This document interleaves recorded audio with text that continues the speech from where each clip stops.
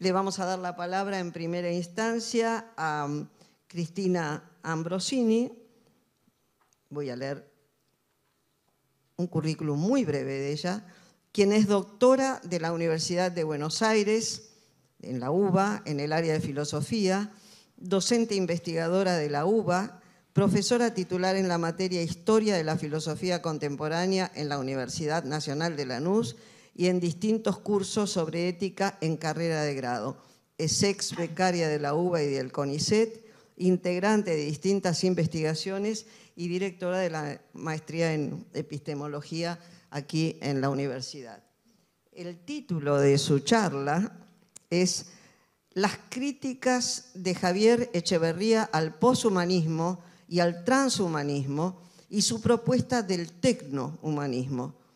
Presenta a su vez el libro de Echeverría llamado Tecnopersonas, cómo el mundo digital modificó nuestras vidas.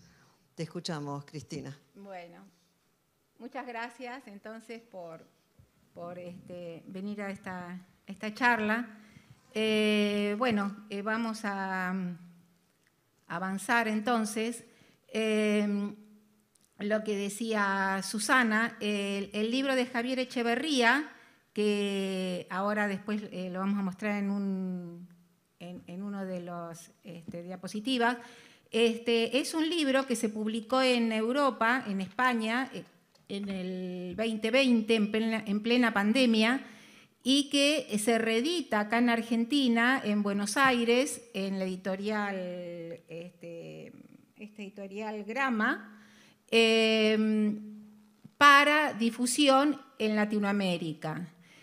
Javier Echeverría es un filósofo vasco, es un epistemólogo, es matemático, se dedicó toda la vida a la filosofía de la ciencia, y en este libro está en coautoría con una discípula, una chica que, Lola Almendros, que en el momento en que estaban compilando este libro todavía no era doctora. Es un encuentro generacional. Vamos a ver que hay ideas impregnadas del feminismo también, con las que coincide también Echeverría, y entonces, digamos, es un ensamble entre dos generaciones, pero que resulta muy fructífera, sobre todo por la actualidad de los temas que se tocan. Bueno, entonces vemos que, esto es lo que yo les decía respecto del libro, que siendo Javier Echeverría un filósofo consagrado, recurre al encuentro con una discípula, una persona joven, una persona que vive ya en la generación digital, como nativa digital, ¿no? Así que, bueno, este libro es el resultado de ideas de Javier Echeverría desde los años 70, donde él el concepto de tecno lo asoció a la tecnociencia. Es decir, el concepto con el que él fue conocido como epistemólogo fue el concepto de tecnociencia, cambiar el concepto de ciencia, que venía ya con una impronta, una imagen de la ciencia decimonónica, de la ciencia positivista o de la ciencia de lo que llamamos el pensamiento racionalista, a poder caracterizar otro modo de hacer ciencia, que es la praxis actual de la empresa tecnocientífica. Él ya eso lo detectó en los años 70 y él cuenta que esto no fue producto de una elaboración teórica, sino que fue el producto de ser gestor en ciencia, de ser gestor en la Universidad de Navarra, en el País Vasco, en Madrid, en los institutos de investigación, en la Unión Europea, también en Latinoamérica, de participar de la empresa tecnocientífica. Y entonces ahí tenemos una visión distinta de qué es lo científico hoy en día. Bueno, respecto al tema del humanismo, no está esto en Javier Echeverría, el oxímoron naturaleza humana, Un oxímoron es un concepto hecho de figuras antagónicas, ¿no? Decir naturaleza y decir humano, para los autores que vamos a ver, es un contrasentido, porque sería admitir lo contrario de que hay algo, hay una naturaleza humana, hay una sustancia humana, hay una esencia de lo humano. Aquí, en estas posiciones que llamamos poshumanismo, transhumanismo, y también coincidiría en esto Echeverría, no hay una naturaleza de lo humano, sino que lo humano es plástico, lo humano es híbrido, lo humano siempre es mezcla con el lenguaje, con la cultura. Es más, hasta incluso podrían decir que también la fisis, la naturaleza, es plástica. También hay modificaciones sobre la naturaleza, hay innovaciones en la naturaleza que cambian el modo de ser, así como mucho más cambia el modo de ser de lo humano. Entonces, todos estos planteos acerca de la humanidad renuncian de plano a la idea de que hay algo que sea lo humano o que la humanidad es algo. No, la humanidad en términos, por ejemplo, de las visiones cercanas a Donna Haraway, es antropoplástica, es plástica, es todo el tiempo está en modificaciones, ¿no? Entonces, en principio esto, la idea de que no hay una naturaleza humana para preservar atrás del humanismo, ¿no? Que el humanismo, en el término del humanismo del Renacimiento, esta visión moderna del humanismo que trata de encontrar la naturaleza de lo humano, es algo que ya hoy en día está como superado, como problema filosófico. Entonces, en principio, de construir la idea de que hay una naturaleza humana. Y entonces, una de las posiciones, que es la de Donna Haraway, que estos autores identifican como poshumanismo, tiene que ver con el manifiesto Cyborg, de el encuentro entre lo humano y lo tecnológico, lo producido por la tecnología, ¿no? El encuentro que entonces la idea de que el cyborg es algo híbrido, es una mezcla, es un encuentro entre especies distintas. Entonces, todo el manifiesto Cyborg trata de entender, comprender nuestros modos de vivir lo humano ya en el imperio de este mundo cyborg. Donna Haraway es una feminista que critica la sociedad patriarcal y la sociedad de los conceptos de lo humano como algo fijo para revisar las aristas de esta cultura cyborg. Bueno, entonces se cuestiona la polaridad, ¿no? En esta idea de lo poshumano. Se cuestiona la polaridad entre lo natural y lo artificial, entre lo animal y lo humano, entre lo viviente y las producciones biotecnológicas. Como afirma Donna Haraway, hay una frontera ambigua entre realidad y ficción en la cultura cyborg, porque todo es posible, incluso la ficción más fantasiosa puede ser real.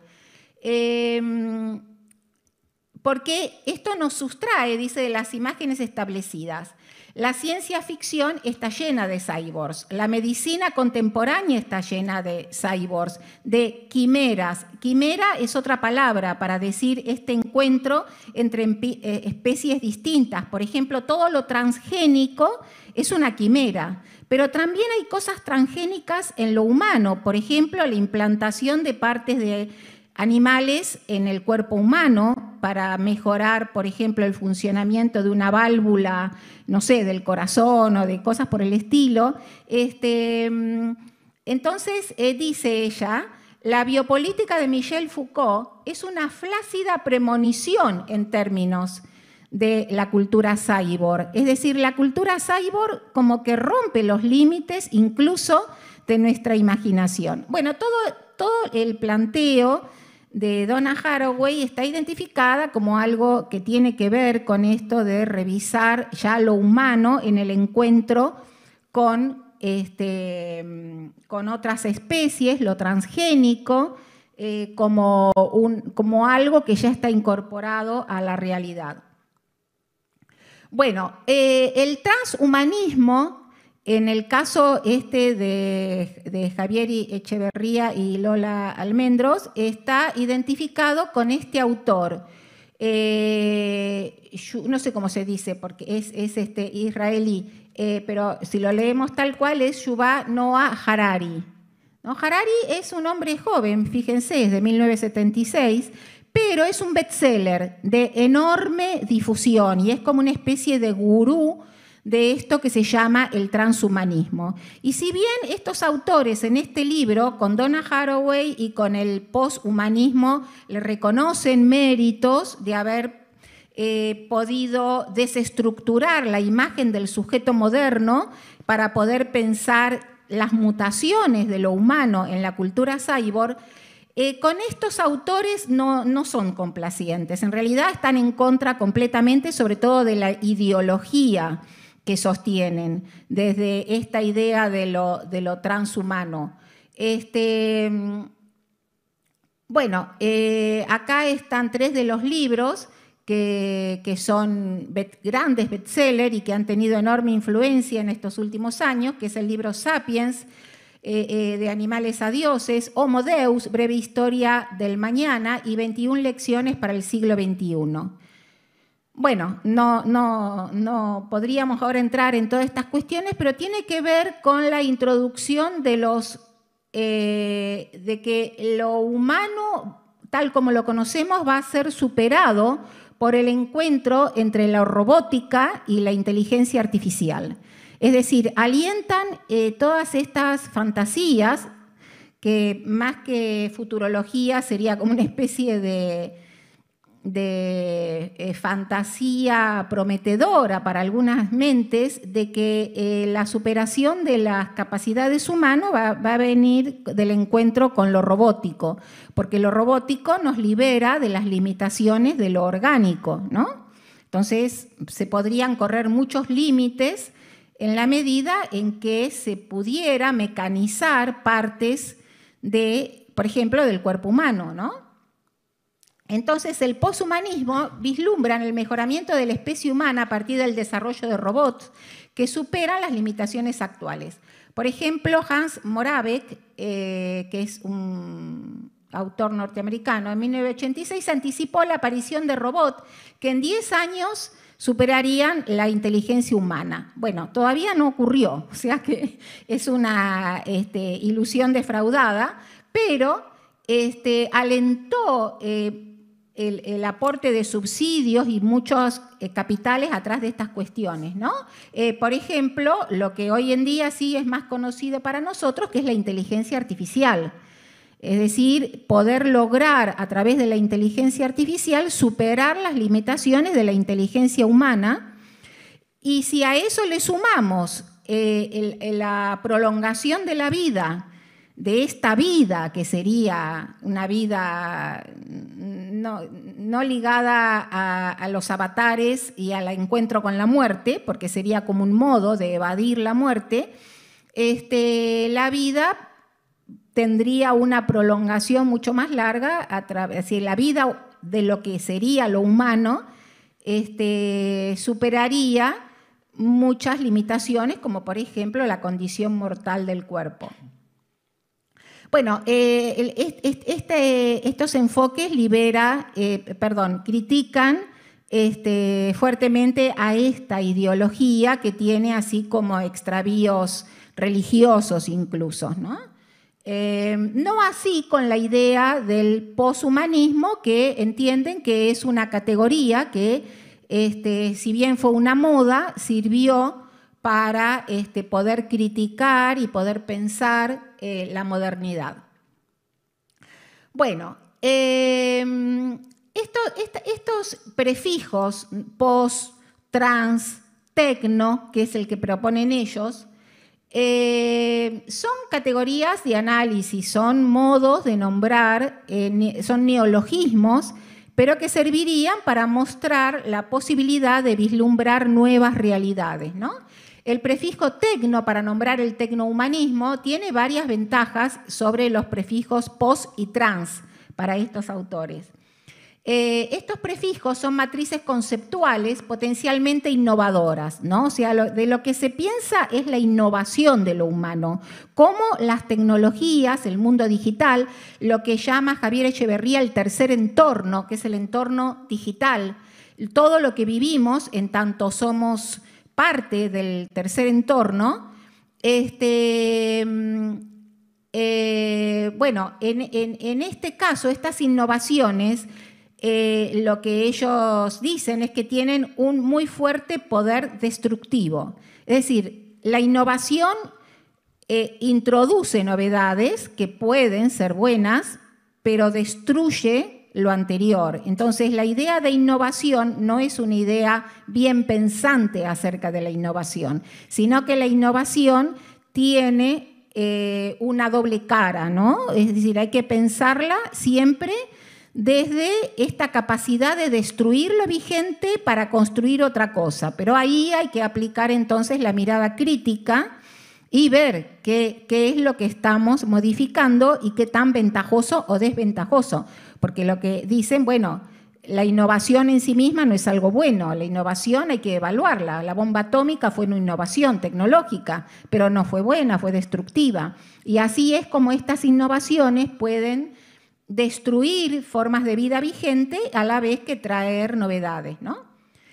Bueno, el concepto tecno como prefijo está desde los años 70 y se le aplicó primero al concepto de ciencia como tecnociencia y después todas las transformaciones que produjo en el tercer entorno, que es el mundo digital, es el mundo de Internet, pero también es el mundo de las nubes sobre las que operamos como tecnopersonas, ¿no? Todas las nubes y las plataformas de las redes que circulan en el tercer entorno, de las plataformas, de los sistemas financieros, de los sistemas económicos y demás.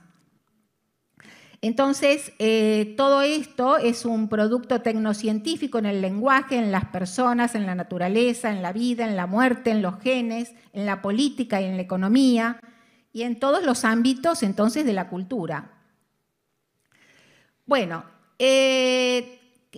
¿a dónde apunta la caracterización de tecnopersonas y por qué las tecnopersonas, desde la condición de ser nosotros, seres humanos, tecnopersonas, en algún aspecto, se puede pensar un tecnohumanismo, ¿no? Y cómo pensar nuestra condición dentro de ese tecnohumanismo y qué tan frágiles son nuestros derechos y cómo tendríamos que operar para que no nos precaricen más los derechos que tenemos, que ya de por sí son bastante precarios y bastante vulnerados, ¿no? Entonces, las tecnopersonas no son caracterizadas dentro de un género, por ejemplo. O sea, uno en tanto tecnopersona no necesariamente tiene que responder a un género.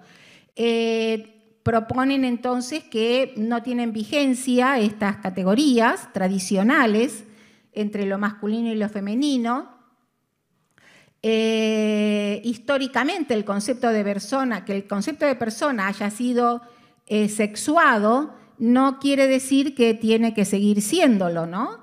Y en el caso de las tecnopersonas colectivas, también se eliminan estas cuestiones de jerarquías o de dicotomías y sobre todo la dicotomía principal entre lo natural y lo artificial. O sea, como hemos visto, ¿no? Son todas dicotomías que se tratan de superar.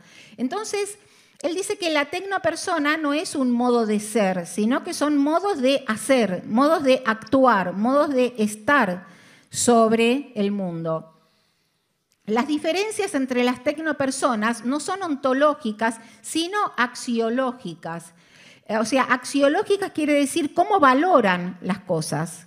No cómo son, sino cómo valoran el mundo en el que viven y las cosas con las cuales interactúan. Bueno, en esta iniciativa por caracterizar a las tecnopersonas, confronta con lo que él llama los señores de la nube o los señores del aire, que son los dueños de este tercer entorno. Porque el problema del tercer entorno con el que interactuamos es que tiene dueños. Y los dueños no son solo los estados. Puede ser que algunos estados tengan propiedad sobre partes del tercer entorno, pero la mayoría son empresas privadas. Y estas empresas privadas tienen más poder que los estados. Entonces, todo esto crea una situación de vulnerabilidad dentro del tercer entorno, ya que ellos caracterizan como neofeudos o señores neofeudales que restituyen formas de lo que se llamó en filosofía la servidumbre voluntaria. Es decir, hay un efecto en el uso del tercer entorno en el que la gente consiente en depositar confiadamente todas sus formas de vida, todos sus datos, todo en este tercer entorno que tiene dueños y que se apropian de todo eso. Y las personas quedan desposeídas del poder sobre esos datos, ¿no? Entonces, gran parte de las críticas y de las propuestas tienen que ver con eso. ¿Qué hacer o cómo enfrentar ese poder omnímodo de los señores de la nube, de estos nuevos señores feudales, pero tecnofeudales, ¿no? Y tecnoseñores, porque ellos mismos ejercen su poder desde este tercer entorno digital, ¿no? Y esta mutación del poder, entonces, fíjense, dice, requiere de la formulación de una nueva agenda política y jurídica a nivel internacional, que comprometa a los señores del aire a respetar las reglas de un juego conducente al logro de una sociedad igualitaria y humanista, ¿no? Bueno, aquí podríamos ver el sentido de humanista, ¿por dónde iría? Bueno, yo a lo que me voy a referir del libro es solamente al tema de lo que proponen como extensión de la Declaración de los Derechos Humanos de 1948 al tercer entorno. Es un tema que no está del todo desarrollado, que siguen desarrollándolo en escritos posteriores, pero que para visualizarlo tendría que ver con esto. Bueno, el tema que la Declaración de los Derechos Humanos de 1948 afecta a los Estados miembros de la ONU y a los territorios bajo su jurisdicción, ¿no? O sea, lo que conocemos como los derechos humanos, de los que seguramente van a hablar mis compañeros, es una construcción histórica que requiere de la presencia de las Naciones Unidas, de los Estados miembros y todo esto, ¿no? Pero el problema es que en el tercer entorno no hay estados, hay redes. Es más, tienen más poder que los estados muchas veces, ¿no? Entonces, algunas de estas redes están bajo la supervisión de algunos estados, pero lo que importa es manifestarse sobre las redes privadas de estos señores del aire, donde hay lo que diríamos en términos contractualistas o modernos, un estado de naturaleza, un estado de precontrato. No hay reglas, o sea, no hay un control. Hay un estado de una simple dinámica de fuerzas, ¿no? Echeverría propone unir el concepto de eterno-personas a las relaciones de poder en los dominios de los señores del aire, quienes restituyen formas novedosas de esto que yo les había dicho que es una categoría filosófica, el de servidumbre voluntaria, ¿no? Es decir, que la gente concede ceder su libertad porque le resulta cómodo vivir en un orden preestablecido por un señor que controla sus acciones. En momentos en que los logros de las democracias ceden frente al embate de formas recrudecidas de neofeudalismo. El concepto de servidumbre voluntaria es del siglo XVI, el 1500 y algo, de un francés, Etienne de Lavoisier, que lucha contra la tiranía, ¿no? El tirano, ¿de dónde le viene la fuerza? Y le viene la fuerza no de que tiene mucha potencia, sino de que la gente concede someterse a alguien que se presenta como un padre protector, como alguien que lo va a cuidar y va a garantizarle que va a tener todo a resguardo mientras él sea su padre, ¿no? Entonces, esta confianza en que va a haber un padre que nos va a proteger es algo que Kant mucho después llamó la minoría de edad, ¿no?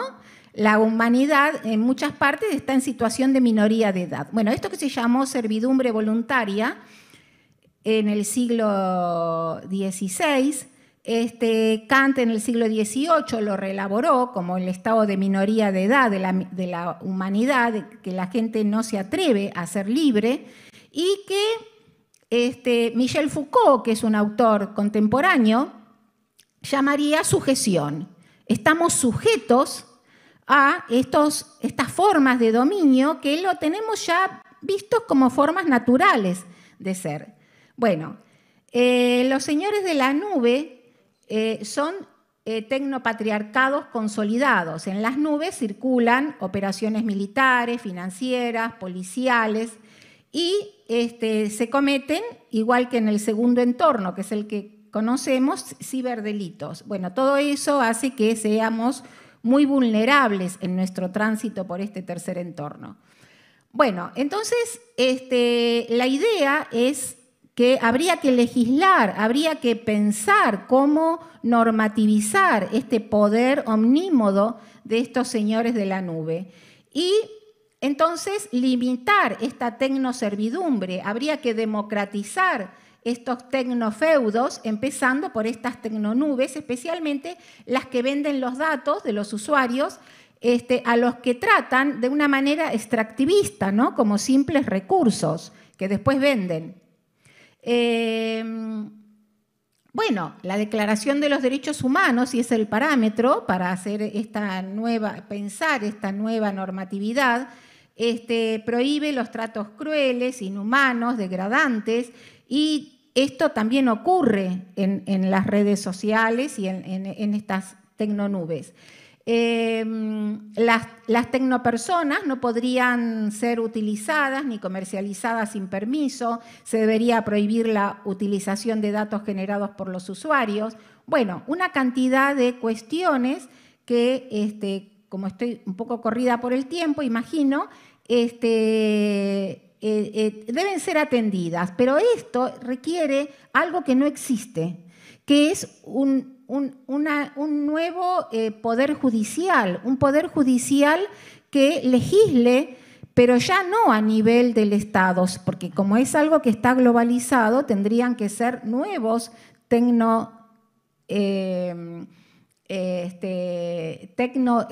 estrados judiciales, pensar nuevos modos de penalizar los delitos que se cometen y todo este tipo de cosas. Bueno, entonces, ¿qué hacer frente a esto? ¿Cómo sería la posibilidad de una rebelión de los tecnousuarios frente al poder omnímodo de los señores de la nube? Y bueno, acá proponen 9 medidas de intervención que serían modos de resignificar los derechos humanos que conocemos, pensándolos desde los modos de dominación de estos señores de la nube. Entonces, ellos ponen 9, acá están señalados, no tenemos mucho más que solamente mencionarlos, repensar, reinterpretar los derechos humanos a la luz de las prácticas de este tercer entorno, formular derechos de las tecnopersonas, tanto individuales como grupales, fomentar la creación de nubes públicas gestionadas públicamente, establecer una división de poderes entre las nubes. No hay división de poderes en los poderes de la nube, como sí hay división de poderes en los estados. alfabetización en el uso de las tecnolenguas, defender la propiedad de los datos para que no puedan ser vulnerados los derechos de las personas que se les apropian libremente, afirmar el pluralismo axiológico y ontológico en este tercer entorno, es decir, el pluralismo de que no pueden hacerse reduccionismos en este sentido, ¿no? Como ha pasado siempre, de consagrar a algo como lo propio de lo humano, no, el pluralismo axiológico, que cada uno pueda pensar desde sus propios valores. El debate sobre estos temas debe ser público y abierto, no debe quedar clausurado a expertos o cosas por el estilo, y resistir el estado de servidumbre voluntaria sin recurrir a ninguna forma de tecnoviolencia, y nombra distintas alternativas para no incurrir, digamos, como que sería una guerra, pero habría que entablar una guerra con los señores de la nube, pero en lo posible pacífica, ¿no? Sin recurrir a la violencia. Bueno, ¿qué tan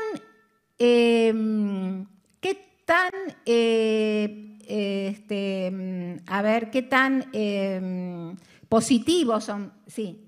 ¿Qué tan confiados son en que esto se pueda lograr? Bueno, en este libro son escépticos y dicen, ojo, cuidado. ¿Por qué? Porque Javier Echeverría tiene esta imagen desencantada que yo les decía acerca de lo que es la innovación. También innovar en el sentido de proponer cambios positivos tiene también esta doble cara, que es que toda innovación tiene aspectos positivos, pero también tiene aspectos destructivos, y que quizás esta mirada escéptica tiene que ver con que combatir un modo de dominación muchas veces restablece otro modo de dominación, ¿no? Es decir, no hay una imagen bien pensante de lo que sería así un futuro de liberación de la humanidad de un estado de servidumbre presente. Entonces, bueno, es un poco amargo pensarlo de este modo, pero ese es el modo en el que transita este libro, donde llama, en este caso llama a la prudencia. Dice, hay que ser prudentes, hay que resistir la servidumbre voluntaria, pero hay que ser prudentes. Bueno, entonces llegamos hasta acá.